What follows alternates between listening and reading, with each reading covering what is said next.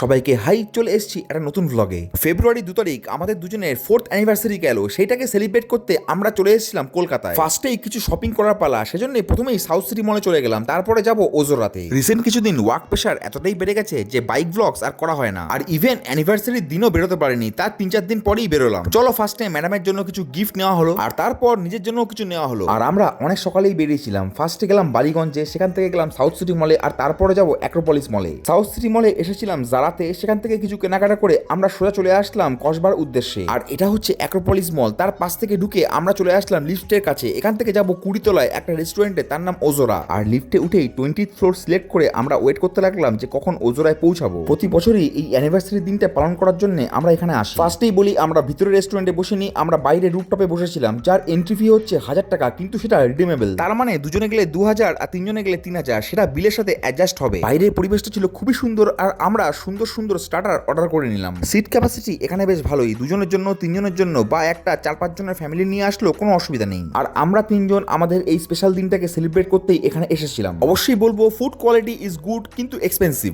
বছরে একবার বা দুবার আসার জন্য ঠিকই আছে। আর এখানে পেয়ে যাবে বিভিন্ন রকম মকটেল বা ককটেলের অপশন। আমি তো মকটেলই নিলাম, সাথে থাকে লাইভ মিউজিক এবং হুকা বার। ওয়েল, আমি চারপাশটা ঘুরে দেখছিলাম, অ্যাম্বিয়েন্সটা খুবই সুন্দর। 20 তলা উপরে এই রেস্টুরেন্ট থেকে পুরো কলকাতাটা দেখা যায়। সবাই সবার নিজের ফ্যামিলি নিয়ে এনজয় করছিল, আর আমিও ব্যতিক্রম নই। চলো, অনেক খাওয়া দাওয়া আর ঘোরাফেরা শপিং হলো, এবার যাই আমি আমার বাড়ির দিকে। সবাইকে টাটা, দেখা হবে নতুন কোনো দিন।